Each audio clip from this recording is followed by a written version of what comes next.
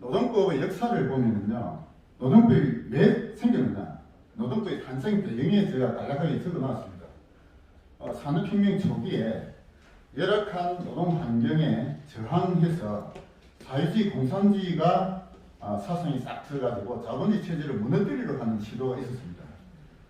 그러다 보니까 이게 자본주의 체제를 근본적으로 무너뜨리서는 안 되기 때문에 그래도 일부 근로자들을 위하는 조항을 좀 만들어야겠다. 그러니까 노동법이라는 게 사실은 자본주의 체제 유지를 하기 위한 법으로 처음 시작되었다. 이렇게 보시면 됩니다. 그래서 그게 처음에 만들어진 게 1802년도 영국의 공장법이라는 법이 만들어졌어요.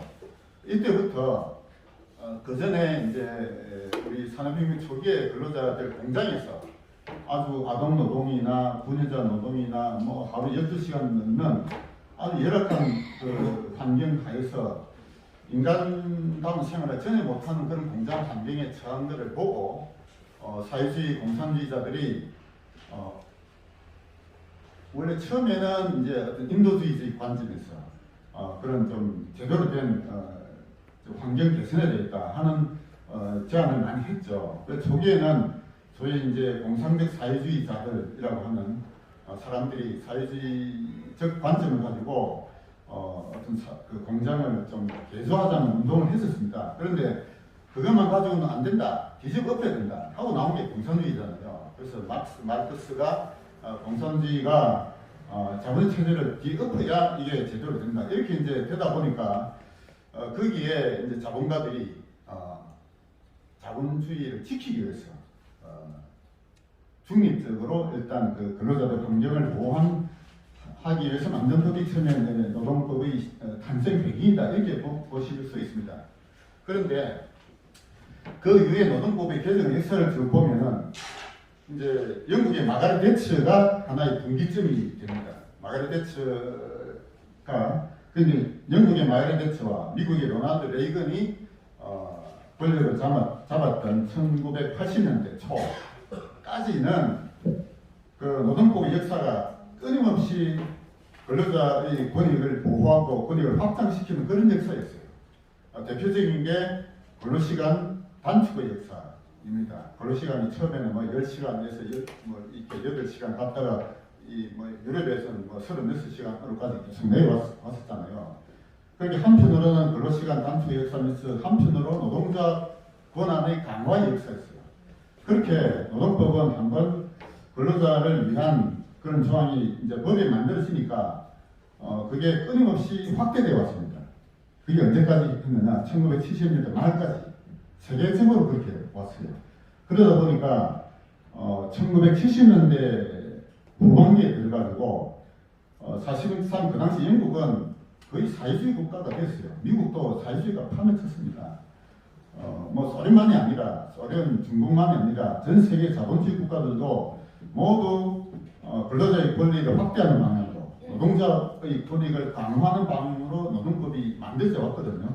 그렇게 하다 보니까 그 결과가 어떻게 되느냐? 이게 더 이상 나라가 이대로 가서는 안 되겠다. 거의 망할 시기까지 간 거예요. 그 대표적인 게 1979년에 영국의 불만의 겨울이라는 현상이 생겼습니다. 불만의 겨울이라는 게 그러니까 마가렛 대처가 등장하게 된 그 계기가 된데요. 그때는 어떻게 그 당시에 영국은 노조 가입률이 60%였어요. 거의 전 노동자의 대부분이 노조에 다 가입돼 있었던 거고, 뭐 대기업들 공공노조, 뭐 우리나라 현재 이 노조는 현재 가입률이 뭐 10몇 %밖에 안 되잖아요. 그 당시 영국의 노조 가입률이 거의 60%였어요. 그러니까 노조가 그 모든 정책을 좌지우지하는 그런 세상이 돼 있었습니다. 그렇게 해서 1979년 겨울에 어떤 현상이 벌어졌느냐? 일종의 뭡니까? 공공노조들이 다 이제 총파업을 한 거죠. 총파업을 하다 보니까 길거리에 청소가 다 노조가 돼 있죠. 청소가 전혀 안 되니까 길거리가 온통 옹물이 되게 나뒹굴고, 그다음에 병원 노조가 다 파업을 하니까 병원의 환자들이 진료를 못 하는 거예요. 시체가 뭐 죽어도 그냥 막 병원에 그냥 죽어 나가는 거예요. 그러니까 각종 그 공공노조가 총파업에 들어가다 보니까 이 세상이 그냥 올 단절돼 버리고 도저히 국민들이 이렇게 살 바에야 도저히 이건 못 살겠다. 지옥이다. 이게 그러니까 노조 천국이라는 게 근로자에게는 천국이 될지 몰라도 일반 국민들은 지옥 같은 그런 세상이 벌어졌습니다. 그게 마가렛 대처가 등장하기 직전에 영국의 상황이었어요. 그 영국의 상황, 불만의 겨울을 겪고 나서 영국 사람들이 이제 더 이상 노조하고는 안 되겠다 해서 등장시킨 인물이 바로 마가렛 대처입니다. 그래서 이 세계 노동법의 역사에서 마가렛 대처가 이전까지만 해도 노동법이 쭉 그 근로자의 권익을 계속 강화되어 간 역사였다가 대처부터 노동법이 새롭게 변화되기 시작했어요. 마가렛 대처, 그 다음에 미국의 로널드 레이건, 이 두 사람이 세계사를 바꾼 위대한 인물들입니다. 이 두 사람. 그러니까 이번에 그 윤석열 대통령이 화물연대 파업에 아주 강력하게 대응을 했잖아요. 그게 레이건 대통령의 그걸 아주 번깐 그라고 보시면 됩니다. 근데 이제 레이건 대통령은 1982년도 항공관제사 노조에, 항공관제사 노조는 그 당시에 다 공무원들이었어요. 연방 공무원이었는데 이 연방 공무원들이 불법 파업을 한 거예요. 불법 파업을 했는데 레이건 대통령이 그 불법 파업에 업무 복귀 명령을 내렸거든요. 48시간 내에 복귀하라. 이번 윤석열 대통령이 원희룡 장관 통해서 내린 업무 개시 명령하고 유사한 그런 명령을 내린 겁니다. 그래서 업무 복귀 명령을 내렸는데 거기에 그 관제사 노조에서 90%가 불복했어요. 업무 복귀한 사람들 한 10%밖에 안 됐습니다. 그 90%를 전부 다 잘라버렸어요. 레이건 대통령이 다 잘라버렸어요. 해고를 몽땅 해고시켜버리고, 해고시킨 게 끝나는 게 아니고 그 사람들 평생 공무원을 앞으로 못한다, 영구 박탈시켜버렸어요. 레이건 대통령이 그 일을 한 겁니다. 그리고 그 노조에 벌금을 왕창 매겨가지고 결국 노조가 파산되었어요. 레이건 대통령이 그걸 했기 때문에 미국이 되살아난 겁니다. 그리고 또 그러니까 레이건 대통령이 그 항공관제사 노조의 형들은 아주 단호하게 그를 처리했고, 그것을 이번 윤석열 대통령이 상당히 저는 그 레이건 대통령에서 배웠다라고 저는 생각하는데요. 레이건 대통령이 했던 그 후속 조치까지 해야 돼요. 윤석열 대통령이 뭘 해야 되느냐? 화물연대라는 게 이게 노조가 아니에요. 화물연대는 노조가 아닙니다. 노조가 아닌데 지금 민노총에 가입되어 있어요. 이것도 뭔가 잘못되어 있는 거예요. 원래 노조라는 거는 근로자가 가입되어 있어야 되는데 근로자 아닌 자들이 노조에 가입되어 있다니까? 민주노총이 진짜 그렇게 가입되어 있어요. 노조 회비 받으려고 조직 확대하는 방법했는데 화물연대는 노조가 아니기 때문에, 화물연대는 뭡니까? 다 사업주들이에요. 사업주 단체입니다. 노동자 단체가 아니라니까. 근데 이 화물연대, 그러니까 화물연대 파업은 불법 파업이에요. 불법 파업이기 때문에 아주 강력하게 레이건 대통령이 했던 것처럼 강력하게 응징을 했어야 됐고, 그것이 이번에 업무 복귀 명령으로 드러난 겁니다. 그 다음에 뭘 해야 되느냐? 손배성 청구해야 돼요.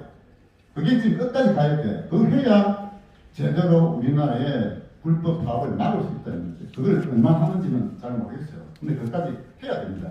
레이건 그걸 했기 때문에 미국이 살아나는 거예요.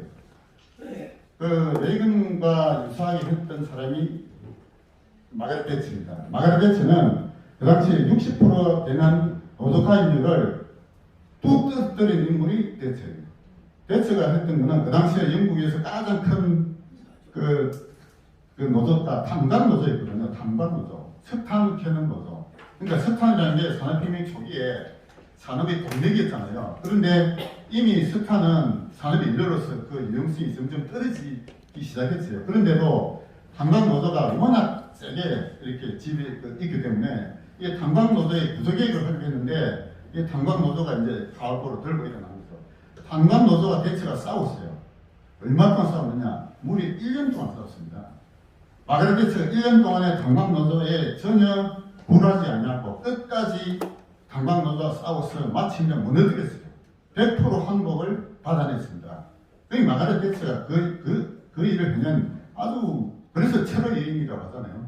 그래서 마가렛 대처의 그 탄광 노조와의 1년간의 싸움의 완벽한 승리, 그리고 로널드 레이건 대통령의 항공관제사 노조의 불법 파업에 대응한 것, 그걸 했기 때문에 세계 경제가 다시 바로잡힌 겁니다. 그전에까지만 해도 세계사는 완전히 사회주의 공산주의로 몰락했던 그런 단계였어요. 그래서 노동법 개정이, 그러니까 마가렛 대처, 로나ल्드 레이건부터 이제 그 전까지만 해도 노동법이라는 게 끊임없이 근로자의 권리를 이렇게 확대하고 노동자의 그 권한을 계속 키워왔던 것이 대처 레이건부터 거의 꺾이기 시작했습니다. 꺾여가지고 그게 이제 노동의 유연성의 제고 이렇게 표현하죠. 노동이 유연해야 된다. 그러니까 한번 고용하면은 보내지도 못하는 아니라 사용자가 정당 계약에 있어 얼마든지 내보낼 수 있는 노동 유연성이 제고된 게 그때부터 시작된 거거든요. 그렇게 이제 마가렛 대처의 그 노동법 개정 역사, 굳이 총 대처는 5번에 걸쳐서 노동법을 점진적으로 이렇게 개정했습니다. 그것을 그러면서 마가렛 대처 이전에 영국의 노조가율 60%였는데 대처 말기에 가서 노조가율 30%로 절반으로 뚝 떨어졌어요. 대처가 그만큼 위대한 일을 했던 인물입니다. 자, 이제 우리나라 노동법을 한번 보자. 우리나라 현재 노동법은 1953년도에 근로기준법 제정돼가지고 지금까지 끊임없이 근로자의 권리가 점차 지금도 확대되고 있습니다. 이게 꺾여야 돼요. 이게 마가렛 대처나 로나ल्드 레이건처럼 한번 꺾여야 돼요. 지금 이 적기라고 봅니다. 윤석열 대통령, 윤석열 정권이 등장했기 때문에 지금 끊지 못하면은 나라가 그냥 망하는 길로 가는 거예요. 그런데 그 유럽의 이제 그 노동법 개정에 이제 우리가 지금 모델로 삼아야 될 게 딱 두 가지입니다. 첫째가 대처의 노동법 개정의 5단계 무려 적어놓은 보면은 얼마입니까? 대처가 5단계 노동법 개정을 했는데 1980년부터 88년까지 8년 동안에 걸쳐가지고 단계별로 노동법을 개정했어요. 그렇게 해서 마침내 노조를 완전히 무력화시켰거든요. 그다음에 독일의 슈레드라는 그 총리가 있는데 이 3인당 총리였습니다. 이 사람이 했던 게 하르츠 계획이라는 독일의 노동법 계획이 있어요. 이게 2002년도부터 2006년까지 하르츠 위원회의 위원장이라는 인물이 하르츠라는 사람이었는데 이 사람은 민간 기업의 임원 출신이었어요. 복스바겐의 임원으로서 복스바겐 구조조정을 성공적으로 했던 인물을 슈레드가 하르츠 위원회를 만들어서 그 위원장으로 이렇게 세운 인물입니다. 그래서 하르츠 계획이라고 표현해요. 독일의 하르츠 계획을 통해서 독일 노동법도 개정됐습니다. 이렇게 근로자의 권익이 커진 것을 이제 꺾였습니다.